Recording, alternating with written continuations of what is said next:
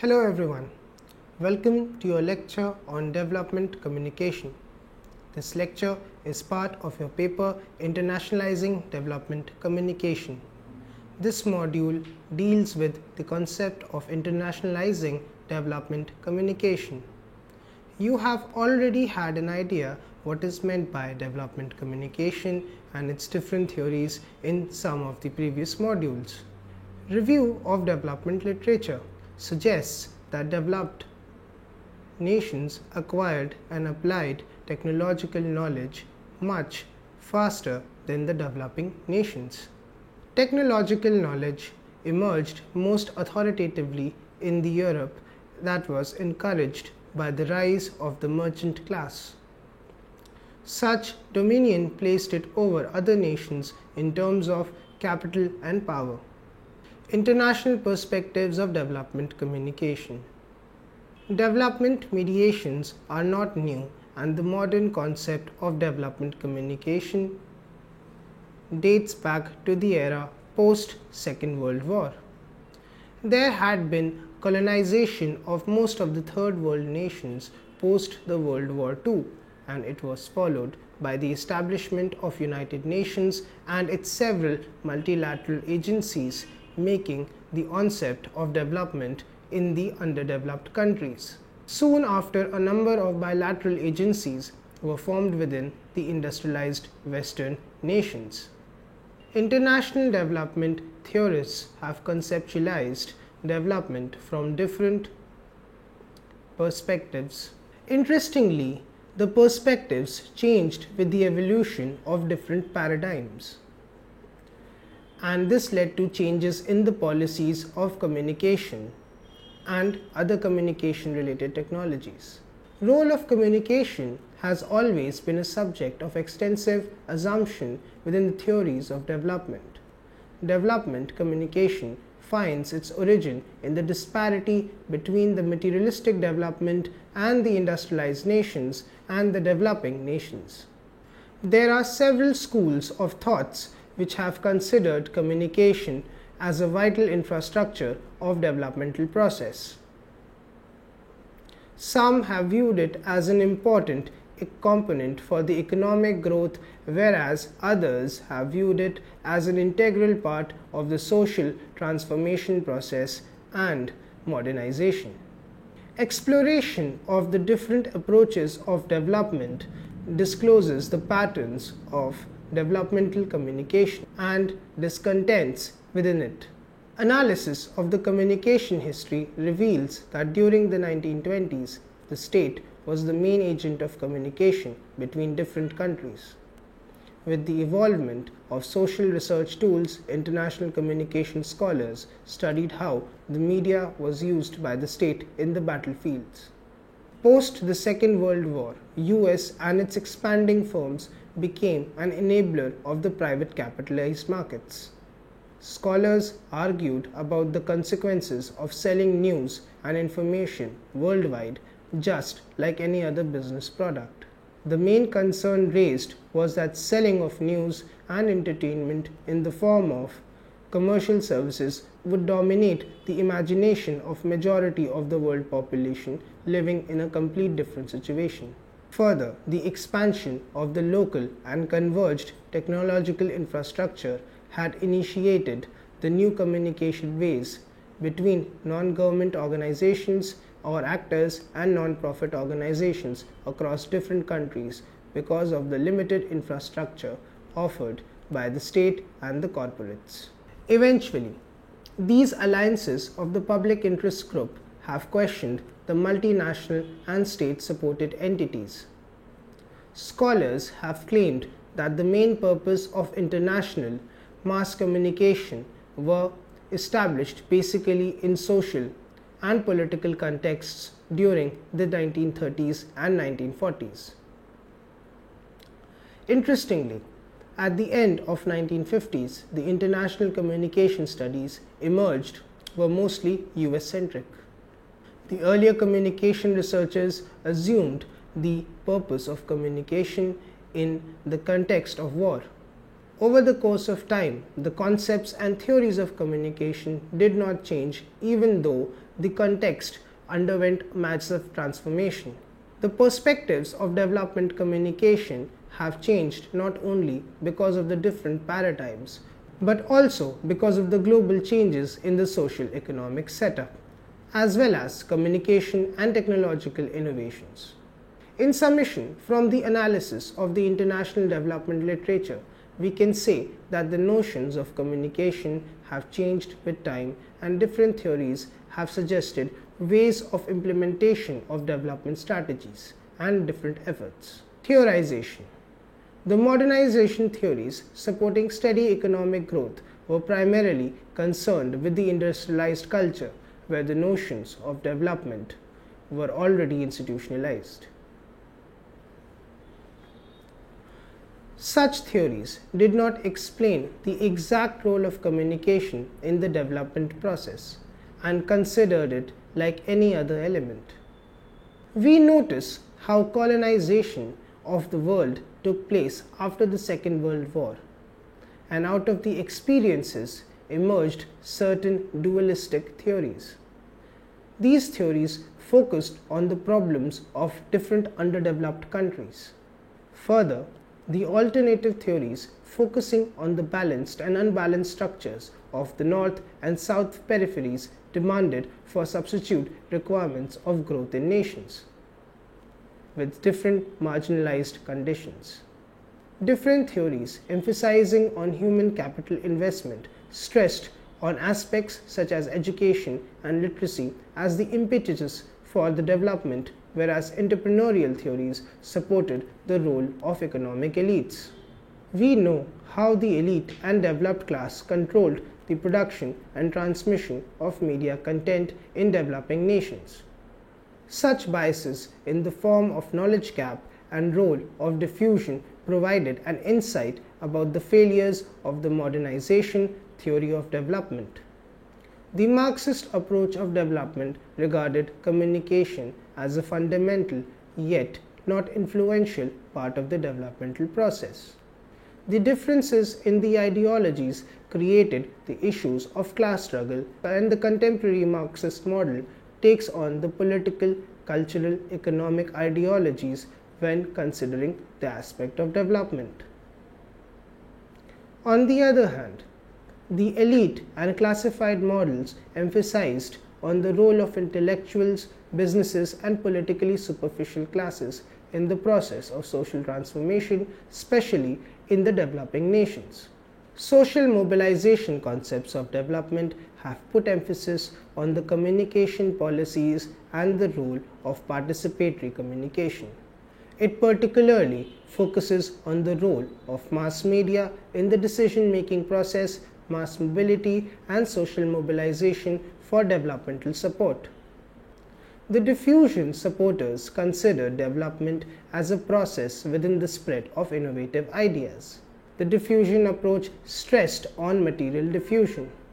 As per Marshall McLuhan, each theory helped in the determining the meaning of developmental communication, and each historical era of development was characterized by the media being used chiefly.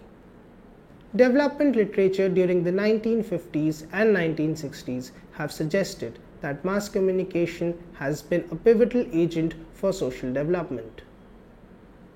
By the 1970s, the Third World Development Communication researchers started to contest the style and pattern of the Western world-dominated communication research processes. Thus, we see that there was an evolution of alternative paradigm giving rise to the conceptualization of development support communication. Its primary priority has been to bridge the communication gap between the advantageous and the disadvantageous communities. It is an inevitable fact that every development situation has its own complexities and constraints, and the local level development effort is eventually inseparable from the wider global structures. We see that in the present 21st century, the exponential growth of the information and communication technologies and the process of globalization phenomena has and the process of globalization phenomena has decreased the supremacy of any particular nation. In such a scenario, the nature of communication intervention has also undergone a massive change. To the global practitioners and theorists, development communication is necessarily meant as a dynamic factor for the vital change and progress. The path of development that was the dominant paradigm showed the way to emulate processes of industrialized world coupled with the rejection of their traditions and customs, which were considered archaic, conservative, and opposing the aspects of development. World War II was a major turning point, after which international aids, interventions, and beginning of modernization, planning, and schemes started to develop. During the modernization phase of development, it was viewed that the third world nations should emulate the economic model of the Western industrialized world in order to modernize themselves. The modernization task was to be achieved by walking through 5 different stages. The first stage was the traditional society. In order to reach the next stage of development, there were certain prerequisites such as political stability, which was the second stage. This was essential for sustained economic growth, which could be identified as a third stage. The fourth stage was identified as the maturity of economic and political institutions, which finally paved way for the fifth and the final stage, which was modernization, characterized by high consumption rates, high rate of GDP. The transformation from the stage 1, which is the traditional society, to stage 5th, which is the modern society, required new attitudes, progressive economic models, new work ethics, supportive public policies, and many other aspects, all of which were to be disseminated among the masses through the use of development communication. The dominant paradigm and its critique. What we noticed in the process of development under dominant paradigm, the indigenous styles, practices, culture, traditions were looked down upon the modern methods, which were viewed and presented as saving and upliftment, which were presented as saving and uplifting the downtrodden sections of the society. This model emphasized that new approaches of development were to be communicated to the larger audiences through the use of mass media. The trickle-down theory of development communication rather created a knowledge gap between the haves and the have-nots. The modernization paradigm emphasized on the transfer of media and communication infrastructure that created the limitations in accessing of media content in the third world. Urbanization and industrialization further created the problems of illiteracy and shortage of basic amenities.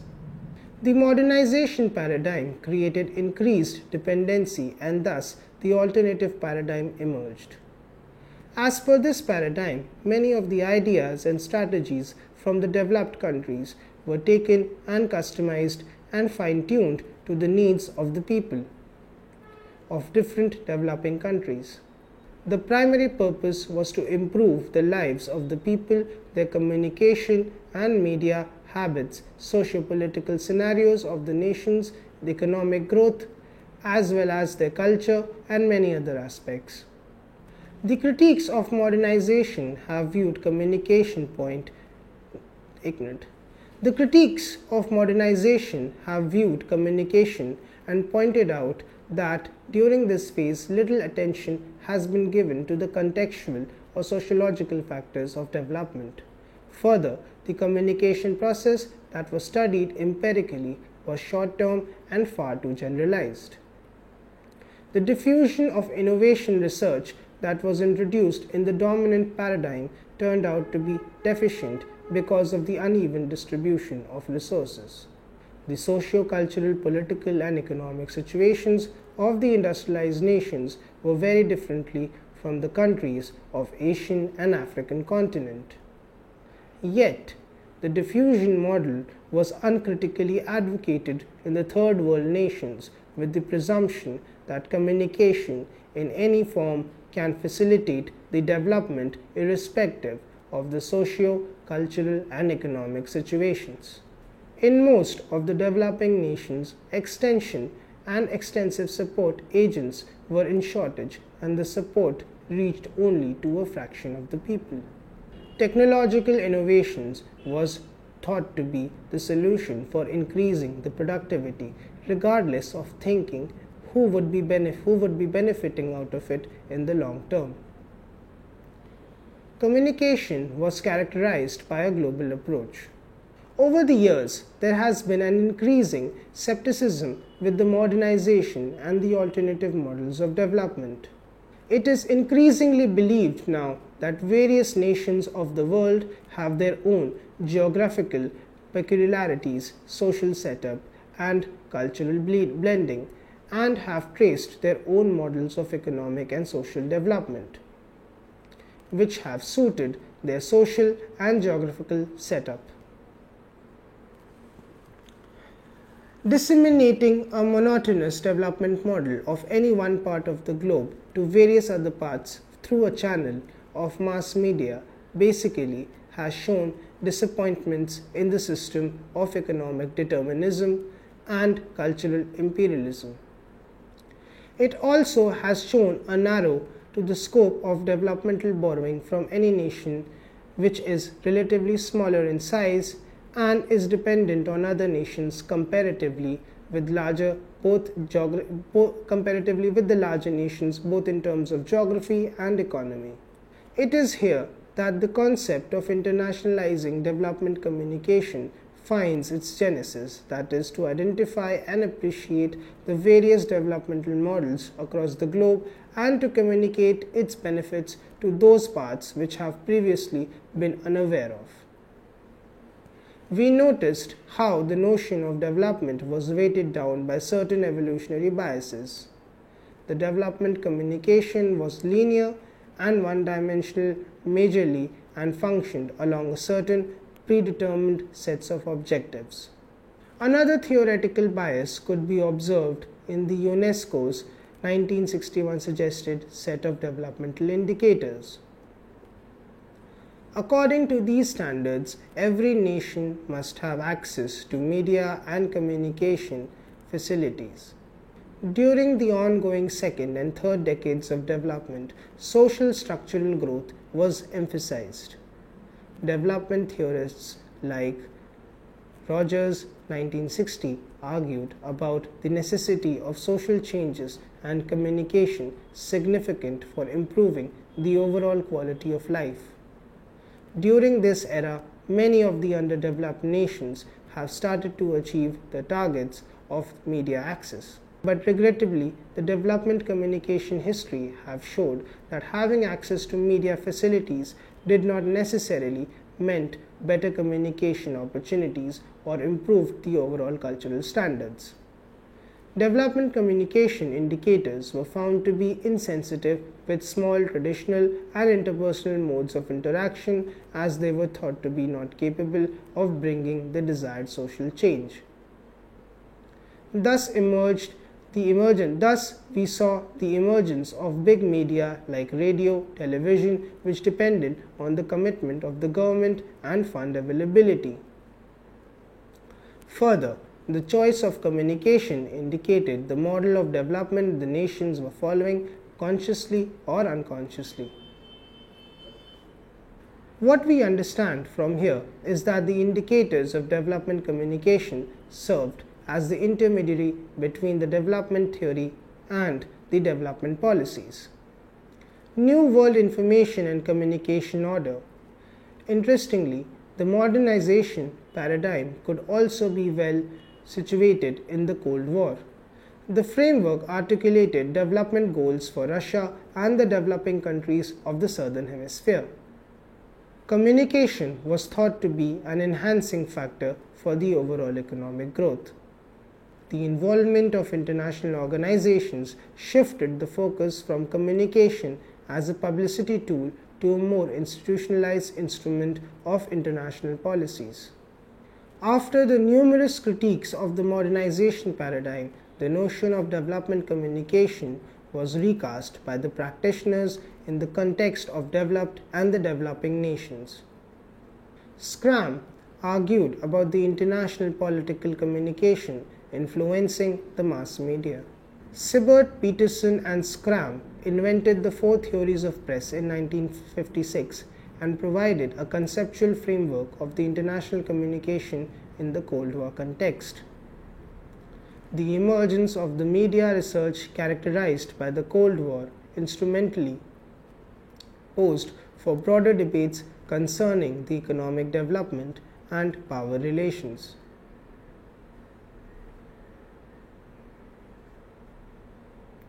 The study by Nordenstreng and Schiller, National Sovereignty and International Communication, addressed the theoretical issues of the applicability of the dependency model in the international communication.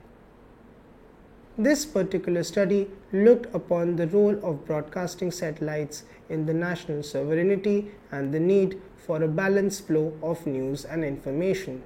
It was in the 1980s that the report of Many Voices and One World by Sean McBride was published as an outcome of International Commission for Studying Communication Problems in the Third World.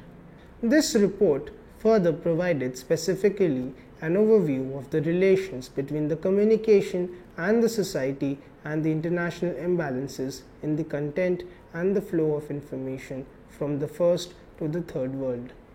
It initiated a debate in the sphere of international communication research and called for New World Information and Communication Order for enhancing professionalism of the media, personal and national sovereignty. It reflected the need of ensuring democratic communication, rights and access to media individuals. The 1980s was also considered as a crisis period reflecting Western hegemony following the Cold War, increasing the debt and decreasing developmental support. This period was also marked by the emergence of journalism education and international communication research focusing on the telecommunications. Gaps were identified in the levels of accessing of telephones between the nations and other worlds in the holistic research of communication, offered an alternative approach for dealing with the issues of international communication. Different developing nations also witnessed new sources of development aid and technological expertise. The main motive of international communication exchange was to contribute to greater market economy and social integration in the less developed nations. The end of Cold War saw the emergence of many new nation states beginning in 1990s. Development scholars and social scientists enlisted nation building and development projects. With the information and communication technologies becoming an important part of the international trade economy, economists jumped on the opportunity of open investments in technological services. Since the 1990s, the focus of international studies was primarily on the economic analysis. Apart from this, some scholars also raised the issue of complexities of relations between nations, states, and how social communication conditioned the international politics. Moreover, there had also been a shift in the UNESCO studies that moved from international news flows to cultural communication. There have been shifts in the media industries in the international circle with more unions, partnerships, and acquisitions. There has been a growth of communication studies outside Europe and America. Communication perspective of the development. A critical development communication model is based on communication patterns involving information and feedback about the development strategies and programs. Theorists have opined that the communication perspective on development have viewed it as a structure of specific set of roles and patterns of actions through which social structures are modified. It is also true that the actions performed by people are defined by social conditions. If we try and analyze development from the communication perspective, then we may derive that many actions which are not defined as communication in its definitive sense are also a sort of communication efforts for development. we can visualize that development is a communication form and not any such particular economic and political process that gives less significance to the communication factor. There is another perspective of communication in development, which is interaction process among planners and agents of change. The United Nations defined the decade of 1960s as the first decade of development and had set the economic targets for the underdeveloped nations. In the 1960s, the emphasis on development communication shifted on the technological transfer from the northern hemisphere to the southern hemisphere. It was the traditional communication practices in the developing countries that sustained for ages. Social structures in the developing nations underwent a change under the influence of different paradigms. It also implied that development communication strategies underwent changes and in some phases were successful and in other times they were inappropriate. Development practitioners pointed about the components of social changes and improved cultural milieu for achieving growth in a community. The alternative paradigm emphasized on the social innovations for material growth. The main elements of development included proper administration, political leadership, and participation of masses by generating awareness. In conclusion, we see that different shifts in international communication research from the post-World War II period till the 1990s and the aspects of the development communication were anticipated in every paradigm. What we mainly learnt from this module is that the theories of development gave an insight of the perceived meaning of communication. What we mainly learnt from this module is that theories of development gave an insight of the perceived meaning of communication in different decades of development. The perspectives of development communication have changed not only because of different paradigms but also because of the global changes in the socio-economic setup as well as the communication and technological innovations. From the analysis of the international development literature, we can say that the notions of communication changed with times and different theories suggested ways of implementation of development strategies and efforts. I hope you enjoyed the lecture. For more details, please read the e-text of this lecture properly and attempt the questions in the end. Thank you.